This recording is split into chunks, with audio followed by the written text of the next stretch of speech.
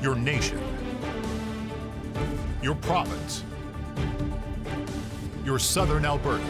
From the heart of Lethbridge, it's Bridge City News Weekend Edition. Hello, I'm Naveen Day. Thanks for joining us for a look at what made headlines this past week. Two men who were considered the leaders of the blockade at the Coutts border in Alberta during the COVID-19 pandemic nearly 3 years ago heard their sentences in Lethbridge on Friday. Marco Van Hugenbos and George Jansen were both found guilty of mischief last year. Van Hugenbos was sentenced to 120 days of jail time. However, in the case of Jansen, the judge issued a rare conditional sentence of 90 days to be served in the community, which means no house arrest, but 100 hours of community service that needs to be done during his 90-day sentence. He is also not allowed in the communities of Coutts or Milk River while he carries out his sentence. BCN's Landon Hickok has the details. Marco Van Hugenbos and George Jansen, guilty of mischief from their participation of the Coutts border blockade, were sentenced on Friday in front of a packed Lethbridge courthouse. Van Hugenbos was sentenced to 120 days incarceration, while Jansen was given 90 days conditional and 100 hours of community service. He is also barred from visiting the towns of Coutts and Milk River. Their defense lawyers spoke with media immediately after the verdict with their thoughts. We're pleased that Mr. Jansen avoided a sentence of actual imprisonment. We're pleased that he received a conditional sentence of a short duration. And we're also pleased that in this case, and it's something I haven't seen in my career at least, that Mr. Jansen did not receive any house arrest. He didn't receive a curfew. Of course he's disappointed. I mean, at the end of the day, it was always understood that jail was on the table. The Crown was seeking 9 months in jail, again unprecedented, but so is this unprecedented. For example, the largest sentence that I could find ever handed down for a large blockade protest was 90 days, and that individual kept getting arrested and going back to the site of the protest. So there wasn't really much relevant protest law for Alberta because we don't have these sort of things. Extended details will be provided on Monday during our next full newscast. For Bridge City News, I'm Landon Hickok. The investigation continues into the homicide death of 34-year-old Christina Weber on December 26 at the Super Lodge Motel in Lethbridge. The first of the three suspects, 36-year-old Kyle Douglas Doddridge, had a court appearance on Wednesday, but it was adjourned until January 16th so that Doddridge can find counsel. Meanwhile, the mother of the victim told BCN, "We wish we could say what exactly was going on and what is on our mind, but everything is still closed by an ongoing investigation. Right now, we are planning our daughter's celebration of life, which takes everything and anything in us that was not brutally taken from us. We could not do this without Christina's youth friends. At this point, we prefer our privacy, and this might never change." The suspects who were known to the woman killed her with a firearm. The two other suspects arrested in connection with the death are 28-year-old Drew Austin Waters and 23-year-old Melissa Christelle Tidland. She had her first day in court on Thursday. Waters is scheduled to appear on January 27th. Lethbridge police say no charges will be laid in the fatal collision that took the life of a 36-year-old man last month. Around 8:30 p.m. on December 23rd, police responded to a collision involving a motorcycle and an SUV along the 4800 block of 24th Avenue South. Police say speed was a factor, and witnesses reported that the motorcyclist was engaged in a dangerous maneuver as he overtook another vehicle before striking the SUV, which was turning left. Police say the driver of the SUV could not see the motorcycle until it was too late. Lethbridge Fire and Emergency Services are recommending residents to be mindful of the dangers of carbon monoxide poisoning during the cold winter months. Chief Fire Marshal Troy Hicks shares vital tips on how to keep yourself safe from the silent killer. Carbon monoxide, actually how it's created is it's fuels not being burned completely. So it could be anything from natural gas to gasoline to wood, things like that. If it's not working, the devices are not working completely, the fuel is not burned completely, and that's what causes the carbon monoxide. Eliminating a lot of the things that will cause carbon monoxide, which, for example, could be maybe faulty equipment, so it's a good idea to get people to come in and test your equipment annually just to make sure everything's working well, like your gas fireplace, your gas furnace, stoves, anything like that. You want to make sure that you're not running vehicles too close to air intakes or inside your garage. Don't use things like propane heaters. Do not use your oven or your stove to heat your home. That's not what it's created for, and that will cause an awful lot of carbon monoxide in your home.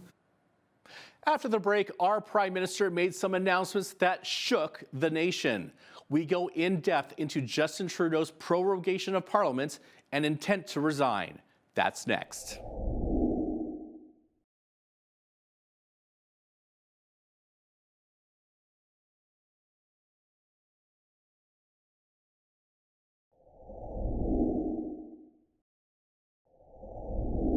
The big news last week was Prime Minister Justin Trudeau's announcement that he is resigning as Prime Minister and Liberal leader.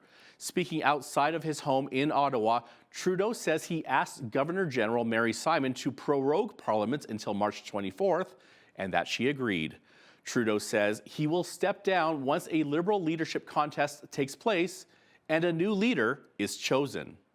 I advised the Governor General that we need a new session of Parliament.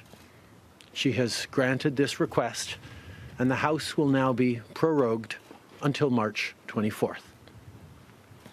Over the holidays, I've also had a chance to reflect and have had long talks with my family about our future. Throughout the course of my career, any success I have personally achieved has been because of their support and with their encouragement. So last night over dinner, I told my kids about the decision that I'm sharing with you today. I intend to resign as party leader, as Prime Minister, after the party selects its next leader through a robust, nationwide, competitive process. Trudeau's announcement comes 3 weeks after Chrystia Freeland resigned as Deputy Prime Minister and Finance Minister, leading for calls for the Prime Minister to step down. Meantime, the Liberals say they are searching for a leader who can hold their own against Conservative leader Pierre Poilievre. And speaking of Poilievre, in a YouTube post following Trudeau's resignation announcement, the Conservative leader said the Liberals are trying to trick voters by swapping in another Liberal leader in an effort to, quote, rip off Canadians for another 4 years. He later added, it doesn't matter who steps up to become the next leader of the Liberal Party because they're all just like the Prime Minister. Speaking with reporters in Ottawa on Thursday, Poilievre said the Liberal MPs claimed that Trudeau did a great job, but he's resigning because he's unpopular with Canadians. And that unpopularity threatens their power, paychecks, and pension. And so, right before an election, the Liberal MPs want to elect another Justin Trudeau who has a different face. They're all Justin Trudeau. They're all just like Justin. In the next election, I will be running against Justin Trudeau. Whether his name is Justin Trudeau or his name is Chrystia Freeland or Carbon Tax Carney or Carbon Tax Clark, they will all be Justin Trudeau. And federal NDP leader Jagmeet Singh has a similar sentiment. He says it will not matter who the next Liberal leader will be, since the party has consistently let down Canadians. They do not deserve another chance. They're more interested in themselves than the struggles of Canadians. We've got serious threats of Donald Trump and tariffs that put in question hundreds and thousands of Canadian jobs. And instead of focusing on you and protecting your jobs, they're worried about themselves. And we have another serious threat to the middle class in Canada, and that is Pierre Poilievre and the Conservatives. Pierre Poilievre and the Conservatives want to cut from the middle class to give to their rich CEO friends. To explain the reason behind Trudeau's prorogation of Parliament and what's next for the Liberal Party of Canada, I sat down with Dr. Lars Hallström, a political science professor at the University of Lethbridge. So, Dr. Hallström, can you just tell us, what does it mean to prorogue Parliament, and what's the difference between proroguing and just having a recess? Certainly. So proroguing Parliament is a mechanism to essentially end the current session of Parliament, which we know will be in effect until the end of March of this year, when the next session of Parliament will then begin anew. It means that the legislative activities of Parliament are functionally done until the end of that time. So it's not a coffee break, it's not a pause. A recess is typically more of a pause button and then you restart. In this case, essentially, we've gone beyond a pause and we'll restart with potentially even a new leader of the Liberal Party at the end of March. Doesn't that mean that Canadians and governments can miss out on a lot of things then? Because there were things that may have been set in motion or some laws that may have been passed, or like some bills that were about to be passed and now they won't be? Is that what that means? There is, in some cases, good reason to be concerned, although some of your colleagues in the press have noted that certain pieces of legislation coming from the Senate and from different backbenchers will effectively be done. They'll be killed in terms of process. But in many cases, you know, the work of the government, particularly as it pertains to, say, Albertans, is already done because a lot of the budgetary transfers have already taken place. And so those funds are now being managed and utilized by the province of Alberta itself and the other provinces. So we do have a bit of a gap from a legislative standpoint, but we also have, again, this is not the first time this has happened. It's not a new undertaking. Stephen Harper did it a few times as well. And it serves some political and strategic purposes as well.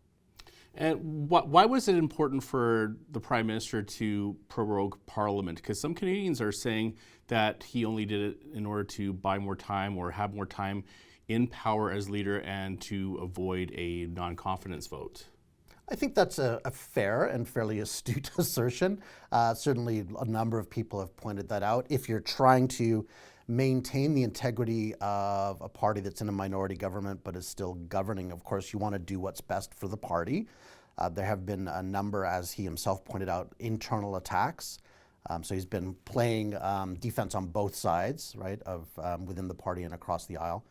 So I think it makes sense for him to try to build in a bit of a buffer, noting that, again, he can, and there's some precedent for this, stay on as Prime Minister while the leader of the Liberal Party is determined through the process that is set out by the party itself. May need to be abbreviated. We should be able to do it, or they should be able to do it in a shorter period than typically they give themselves for a leadership race. But largely, I think it is correct to say that it makes sense strategically to avoid the non-confidence vote, maintain some stability, allow things to settle down a little bit, find a viable leadership candidate, and then prepare the country for a general election before October. So what are the next steps for the Liberal Party in choosing their new leader? And do Canadians get involved with it like we would have, like, say, like with a by-election like we recently had in Lethbridge West? There are very detailed rules set out by the federal Liberal Party about how leadership races take place. It's quite a lengthy process. It requires a lot of signatures. There's a bunch of steps involved. And that may be a bit more than the party and the Canadian public necessarily have the appetite for. There have been suggestions from people within the party that it could be sorted out in maybe 30 days, maybe 45, doesn't need to be 90 days or longer. So we'll see what the party decides to do. There have been suggestions around maybe town halls, around finding a way to fill the vacuum and fill that void for the party. But of course, right now, we just have speculation as to who the potential candidates in that leadership race would be. And do you have any speculation on who some of these candidates could be? I've heard the name former BC Premier Christy Clark mentioned. She's been taking French lessons. That's been noted, so good for her. I think Madame Freeland certainly is a possibility. Carney is another that's been put out there. What the public appetite for that is, I can't say. There's always the balance of, as the Prime Minister himself pointed out, wanting to have a national race and being aware of the fact that it is for federal politics and for the Prime Minister's potentially role. So not hand-picking or being too narrow and saying, well, we really need to favor Quebec, or that, we want somebody from Alberta, but actually having it speak to the country as a country. And as they say, history always repeats itself, and this is already starting to sound a lot like what happened years ago when Kim Campbell came in to replace Brian Mulroney and served for a few months. And do you see history repeating itself here? Well, we saw the Conservatives implode. I actually was part of a group at the U of C that did a survey in the '93 election, so I remember that implosion really, really well. Who knows how the public will respond, to be honest, moving into the next election. I think the leadership process and selection will be really important. It's not an easy role to step into. Canadians are not happy with the state of politics and policy more generally. I think there's a strong degree of dissatisfaction with the tenor, if you will, or the tone of politics, both in Ottawa and maybe in provincial politics as well. So people are looking for responses to real-day problems, sometimes maybe a little bit unreasonably. There are other forces at play in our world that we have no control over. But it's going to be a very, very difficult role to move into, both from a policymaking and a leadership and agenda-setting standpoint, and the fact that if you are stepping into a federal election, could be a minority government again, or we could see that swing back. And I would suggest it's quite likely that we could see a Conservative government in the House within the next 12 months. What would it take for the new Liberal leader to save the party's reputation? Ooh. If I had a good answer for that one, I would be very, very wealthy. I think there are a lot of bridges, to be honest. Obviously, people are concerned about affordability, housing, cost of housing, and pressures on housing related to affordability and how to support their families. Inflation, of course, is still a consideration. The political rhetoric around immigration is, I think, still rather tense. Not necessarily with full justification, but it's a very useful political space in which to try to gain some traction. So you have to be able to speak to those more almost mundane and day-to-day policy initiatives and policy questions that are really facing Canadians. The Trudeau government early on came in with a big agenda around climate change, around legalization of marijuana, around LGBTQ identity, things that really resonated at that time and that resonated with the public. And we've seen a bit of a withering away with that, especially post-COVID. So I think coming back, it's not a question of rebuilding trust, but rebuilding brand and rebuilding orientation to solutions. And what do you see as his future after he steps down? I have no idea. Stephen Harper, of course, has a consulting company. I'm not sure that that's something that Mr. Trudeau would want to do. His now former partner has just released a book, self-help book. So who knows? But certainly people in that position and from that family have lots of connections, and there'll be lots of opportunities. Absolutely. Dr. Lars Hallström is a political science professor at the University of Lethbridge. Dr. Hallström, thanks so much for your time today. Thank you. Thanks for coming in. And for Bridge City News, I'm Naveen Day. Some Canadians are not happy with Prime Minister Justin Trudeau's decision to prorogue Parliament until March 24th. They are taking the federal government to court over the matter. The Justice Centre for Constitutional Freedoms is providing lawyers to two Canadians, David McKinnon and Eris Lavranos, who are seeking a federal court declaration that Trudeau's prorogation of Parliament is unreasonable and must be set aside. To discuss this in more detail is the president of the Justice Centre, John Carpe, who joined BCN's Hal Roberts from Calgary. John, why are your clients contending that the decision was unreasonable and incorrect? Prorogation of Parliament means that Parliament is totally shut down for the next 11 weeks, which is a very long time for there to be no scrutiny of the Prime Minister or cabinet ministers, especially at a time like this when President-elect Donald Trump is threatening 25% tariff on Canadian goods. And now with Parliament being shut down like this, the Prime Minister and the entire cabinet are beyond scrutiny. They're not required to answer any questions. And this prorogation is being done only for the partisan political benefit of the Liberal Party of Canada, to give them a chance to get their act together on getting a new leader. Now, will your clients actually get anywhere with this? It's not like this is the first time a Canadian federal government has prorogued Parliament. I mean, it happened when both Stephen Harper and John Chrétien were Prime Minister. Prorogation is normal part of parliamentary democracy and parliamentary proceeding, but it should not be used for the partisan interests. It shouldn't be used for political purposes to benefit one political party. Prime Minister Trudeau has said he wants a reset. Well, he could go back in and see how MPs vote on a confidence motion and see if they vote down the government and trigger elections. This keeps the Prime Minister in power for another 11 weeks, and it wrongfully prevents a confidence vote that I think the majority of MPs in the House of Commons want to proceed with. Thanks so much for your time today, John. That was John Carpe, president of the Justice Centre, joining us from Calgary. And for some, Trudeau's resignation announcement was a call to celebrate. Here is a picture of a Dairy Queen in Langley, British Columbia. The owners posted on their marquee, "Trudeau resignation special, $2 burgers." And in Winnipeg, the Super 8 Hotel by Wyndham Winnipeg East offered a half-price special on rooms for January 7th only. Hotel owner Justin Schenkel said he wanted to spread a little cheer and celebrate the upcoming change with fellow Canadians by doing something fun and light in these dark political times. Shifting our focus now to Alberta, Premier Danielle Smith says she wants a federal election sooner rather than later.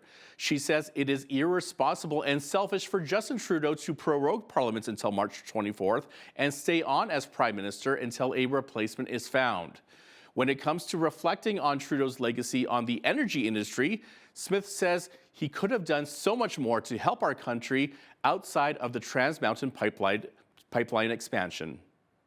We could have, with federal leadership, potentially got Energy East built. Part of the reason they pulled the plug on that was that they couldn't see a way through to the finish line, even though they'd spent $1 billion.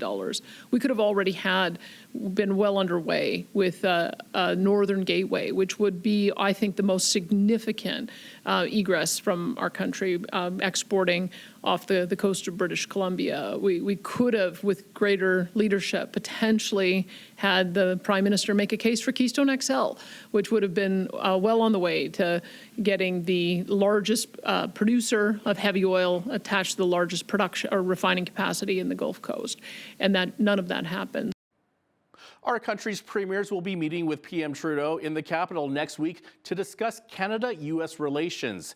It comes as incoming U.S. President Donald Trump has suggested that he will make good on his promise to impose a 25% tariff on Canadian imports later this month. Ontario Premier Doug Ford pitched Trump on a vision to supply the two countries with energy. Ford wants to see the province's grid expanded to allow more energy sent to the U.S. Alberta Premier Danielle Smith has also discussed increased capacity of oil production to the United States. The Premier will also be attending Trump's inauguration in less than 2 weeks.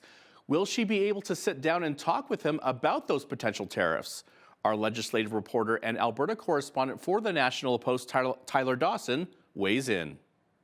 I would be shocked if the Premier got a meeting with Donald Trump, I have to say. It would certainly make for an interesting photo op, but I is the President going to be meeting with premiers of an Alberta, of a Canadian province on his first day in office? I find that unlikely. She will, however, be on hand to glad hand with some of the governors who are present, some of the senators and Congress people who she feels might be influential on some of the debates about tariffs and things like that. So I think we'll have to sort of wait and see what comes out of it. As far as I can tell, she's going to be the only Canadian premier at the actual inauguration. I mean, that helps because we have that trade office in Washington, and that seems to be how they sort of secured an actual invite. So I'm sure she's going to have a very full social schedule. But it'll be interesting to see who she does manage to meet with, which might be a way to gauge the degree of success that this trip has had. Many Canadians are taking advantage of the GST holiday, which continues until the middle of February. For some business owners, however, it's been nothing but a pain. The GST holiday was anything but a holiday for many Canadians, particularly small business owners and their employees. The exemption, which only applies to certain items, has created hassle and confusion for underprepared stores and their customers. Secondhand stores and pawn shops had a particularly complicated feat to accomplish. It was a day and a half to have one of my employees redo our whole computer program to adjust the items, and just particular items that had GST included over the next couple months here. And so, yeah, that alone was quite a burden. Some restaurants hoped the GST break would increase foot traffic and sales. So they were disappointed when that did not happen. Adding more insult to injury, the lower dining bills brought in lower gratuities. Our server tips is depend of the amount of the people bill, total bill. So that's how it goes in here. With the total bill, that's the percentage of amount that the tips can get for the server. There was also confusion over what items were tax exempt. Video game systems, for example, they were GST exempt, paddles exempt, the games exempt, other accessories not exempt. So which accessories are not exempt? Well, we have to kind of look that up and figure it out. And it was really confusing to the customers and to us. And there's mixed feelings regarding the political motivation behind this initiative. As a business, we don't really have a political opinion on things, but we are fans of having the government leave us alone and let us run our business. And we're good at that. We know what we're doing and let them stay out of our hair. Instead of freezing it 5% GST in a restaurant, why don't give it more, focus more on other things than the restaurant itself, like a housing, more of a buying more important things than eating out in the restaurant. But it wasn't all gloom and doom for the hospitality industry. They were still busy over the holidays, and the benefits of the tax holiday could soon be realized. In an email to Bridge City News, the executive director of the Alberta Hospitality Association wrote, "The test will be to see if there is a change in consumer spending in January and February, which are typically much slower times." The GST holiday began on December the 14th and runs until February 15th. For Bridge City News, I'm Naveen Day. Now that the Christmas season and 2024 have come to a close, it's time to look ahead and see what's in store for us in 2025. After the break, CEO of Economic Development Lethbridge, Trevor Lewington, gives us his thoughts on Lethbridge's economic outlook. And if you're watching us online, that full interview is available on our YouTube channel.